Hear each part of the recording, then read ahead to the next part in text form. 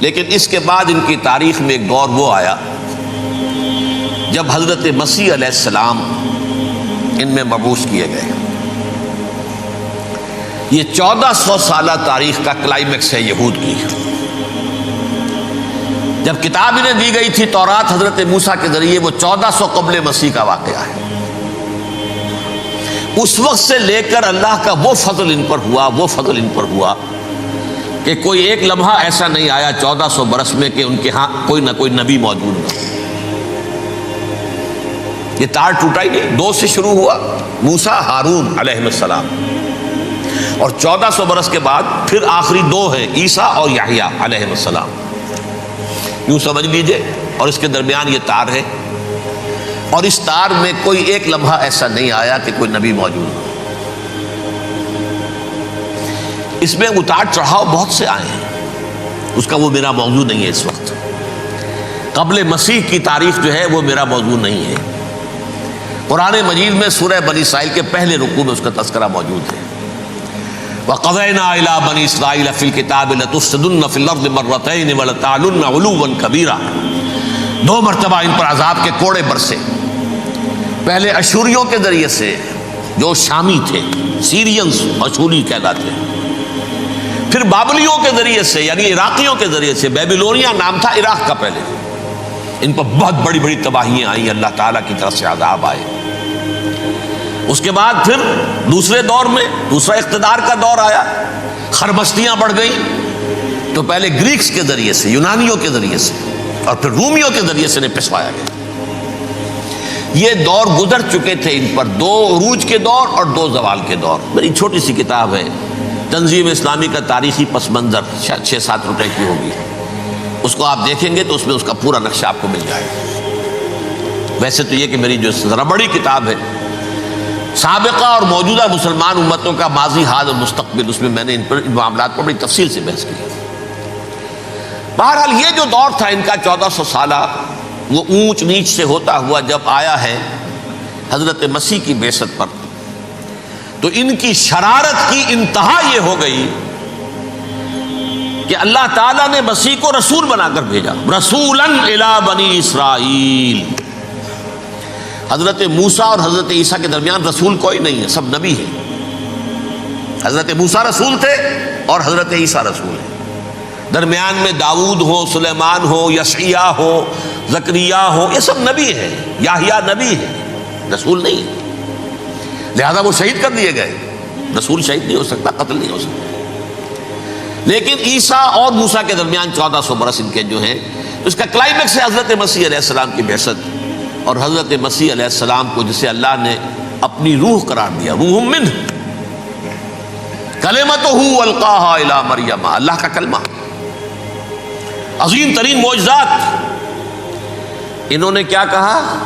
یہ ولد الزنا ہے، حرام زادہ ہے، معاذ اللہ، نقل کفر نہ باشد، یہ جادوگر ہے، یہ مرتد ہے، یہ واجب القتل ہے۔ اصل حکومت اس وقت رومیوں کی تھی حکومت، لیکن انہوں نے انہیں آٹونومی دے رکھی تھی، اپنے مذہبی معاملات تم خود طے کر سکتے ہو۔ تو قائفاس جو اس وقت کا ان کا ہیڈ ربائی تھا سب سے بڑا، اس کی عدالت نے فیصلہ کیا مسیح کو سولی چڑھا دیا جائے۔ پائلیٹس پونٹس، اس کے پاس ان کی ازداش پہنچ گئی، یہ ہمارا مجرم ہے مذہبی، یہ مرتد ہے، یہ کافر ہے، یہ جادوگر ہے، یہ واجب القتل ہے، اسے قتل کرو، سولی چڑھا دو۔ خیر وہ لمبی بات ہو جائے گی، اس نے تو اپنے ہاتھ دھوئے کہ صاحب ہمارے پاس کوئی جرم نہیں ہے اس کے خلاف، تم کہتے ہو تو ٹھیک ہے، سولی چڑھا دیتے۔ یہ دوسری بات ہے کہ اللہ نے حضرت مسیح کو اٹھا لیا آسمان پر، ان کی جگہ وہ شخص سولی چڑھا جس نے غداری کر کے گرفتار کروایا تھا، جوڈاس اسکیریوٹ، اس کی شکل اللہ نے بدل دی حضرت مسیح کی سی، اور حضرت مسیح کو فرشتے اٹھا کے اوپر لے گئے، وہ زندہ آسمان پر اٹھا لیے گئے۔ اور یہ ساری تفاصیل نہ قرآن میں ہے نہ حدیث میں ہے، یہ انجیل میں ہے، لیکن انجیل کون سی؟ برنباس کی انجیل، gospel of the lord according to saint Barnabas. یہ حواریین مسیح میں سے تھے، لیکن عیسائی ان کو تسلیم نہیں کرتے، ان کی بائبل کو صحیح نہیں مانتے، کینونیکل نہیں مانتے۔ 100 انجیلیں تھیں، 104 تھیں، جن میں سے 4 چنی ہیں انہوں نے، یہ بتی اور جان اور مرقس مارکس، یہ ہے تو یہ 4 انجیلیں ہیں انہوں نے تسلیم کی کہ یہ کینونیکلز ہیں، یہ تو ہیں حقیقی، باقی جو ہیں 100 اس کو وہ تسلیم نہیں کرتے۔ ان میں سے ایک ہے یہ برنباس، اس میں یہ تفصیل ہے کہ اللہ تعالیٰ نے اس شخص کی، جیوڈاس کی، یہودا جیوڈاس اس کو انگریزی میں کہتے ہیں، اس کی شکل بدل دی حضرت مسیح کی سی، وہ گرفتار ہوا، وہ سولی چڑھا۔ وہ غدار تھا، غداری کی سزا اسے ملنی تھی، وہ مل گئی۔ حضرت مسیح کو فرشتے 4 اٹھ رہے ہیں، جس کوٹڑی میں حضرت مسیح مقیم تھے، ایک باغ کے اندر روپوش تھے، اس کی چھت پھٹی ہے، 4 فرشتے آئے ہیں، حضرت مسیح کو اٹھا کر لے گئے ہیں، چھت برابر ہو گئی ہے۔ اس کے بعد وہ شخص پکڑا گیا۔ بہرحال حضرت مسیح کو اللہ نے اٹھا لیا آسمان۔ لیکن وہ دن ہے کہ اس قوم کو اب مغضوب علیہم قرار دے دیا گیا۔ نوٹ کر لیجیے، اصل میں تو ہونا یہ چاہیے تھا کہ رسول کی جان کے درپے جب کوئی امت ہو جاتی تھی تو اللہ کا قاعدہ یہ تھا کہ اس امت کو نسیہ منسیہ کر دیا جائے۔ حضرت نوح کی قوم کو ختم کیا یا نہیں؟ حضرت ہود کی نگاہوں کے سامنے قوم عاد برباد کی گئی یا نہیں؟ حضرت صالح کی نگاہوں کے سامنے قوم سمود برباد ہوئی؟ یہ اللہ کا قاعدہ رہا۔ سدوم اور عمورہ کی بستیاں حضرت لوط علیہ السلام جہاں بھیجے گئے، مدین کا علاقہ جہاں حضرت شعیب بھیجے گئے، اہل فرعون جن کی طرف موسیٰ کو بھیجا گیا، سب ہلاک کر دیے گئے۔ کیونکہ رسولوں کے بارے میں اللہ کا ذات، نبیوں کے بارے میں یہ بات نہیں ہے۔ نبی آیا، اس نے دعوت دی، جس نے مان لیا اچھا کیا، اپنے لیے اچھا کیا، نہیں مانا اس کی اپنی جو ہے آپت برباد ہو گئی۔ دنیا میں کوئی فیصلہ اس کا نہیں ہوتا، لیکن رسولوں کا معاملہ یہ ہوتا ہے کہ دنیا میں وہ اللہ کی عدالت بن کر آتے ہیں۔ مانو گے تو بچو گے، نہیں مانو گے ہلاک ہو جاؤ۔ تو اس اعتبار سے وہ مستحق تو ہو چکے تھے اس کے کہ انہیں ہلاک کر دیا جائے۔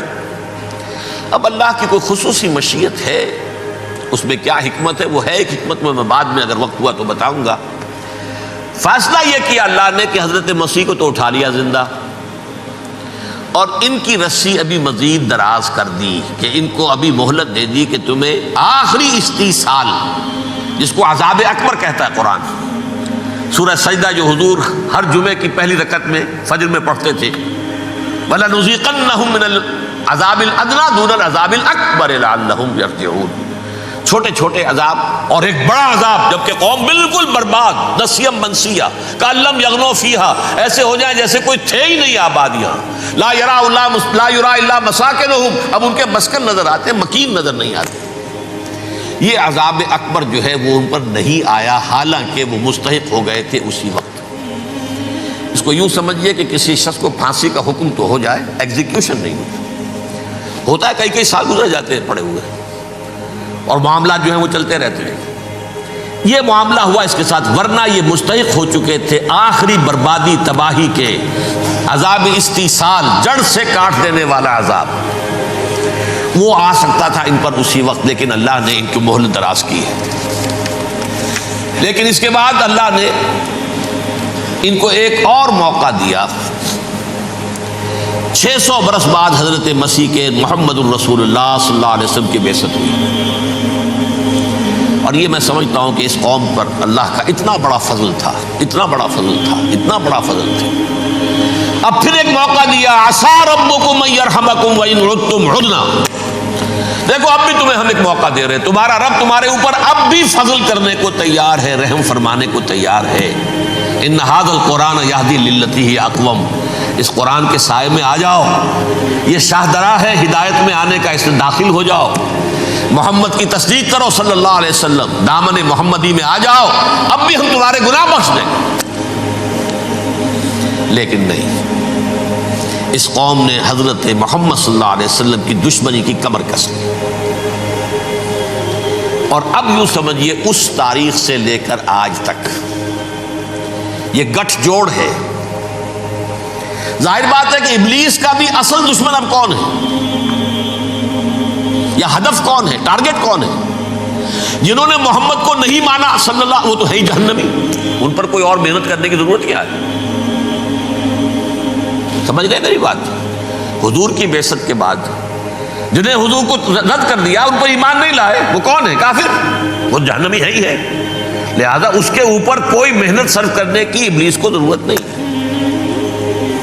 اس کا اصل ٹارگٹ امت محمد ہے صلی اللہ علیہ وسلم۔ وہ ساری نوع انسانی کی دشمنی اب آ کر مرکوز ہو گئی ہے امت محمد صلی اللہ علیہ وسلم کی دشمنی پر۔ اور اسی طرح یہود کا معاملہ، اگرچہ ویسے پوری نوع انسانی کے دشمن ہیں، انہیں حیوان سمجھتے ہیں، ان کی جان مال اپنے لیے مباح سمجھتے ہیں، جس طرح چاہے لوٹے کھسوٹے کھائے پیے انہیں، لیکن اب ان کی بھی دشمنی کا سب سے بڑا مرکز امت محمد۔ کیوں؟ وہی تکبر اور حسد، وہی بیماریاں۔ انہیں تکبر یہ ہو گیا تھا کہ 2000 سال سے یہ نبوت ہماری میراث، ہماری جاگیر، بنو اسرائیل کے اندر سینکڑوں نبی آئے، 3 کتابیں اللہ نے ہمیں عطا کی، یہ کہاں سے آ گیا محمد صلی اللہ علیہ وسلم؟ معاذ اللہ ثم معاذ اللہ، یہ امیین میں سے، یہ جنٹائلز میں سے، یہ گوئلز میں سے، یہ حقیر ان پڑھ، کہاں ہم کہاں یہ نہیں تسلیم کریں گے۔ حالانکہ قرآن کہتا ہے یعرفونہ کما یعرفون ابناہم، ان کے علماء ایسے پہچانتے تھے حضور کو جیسے اپنے بیٹوں کو پہچانتے کہ یہ آخری نبی ہے، لیکن تکبر اور حسد کی آگ میں جل اٹھے۔ اب ان کے بھی دشمنی کس سے ہے؟ محمد اور امت محمد صلی اللہ علیہ وسلم۔ یہ گٹھ جوڑ ہے۔ اب دیکھیے، یہ ہے میری گفتگو کا اب تک کی گفتگو کا حاصل، یہ گٹھ جوڑ، ایک غیر مرئی دنیا، انویزیبل دنیا کا ابلیس لعین اور جنات میں سے اس کے لشکری فوج،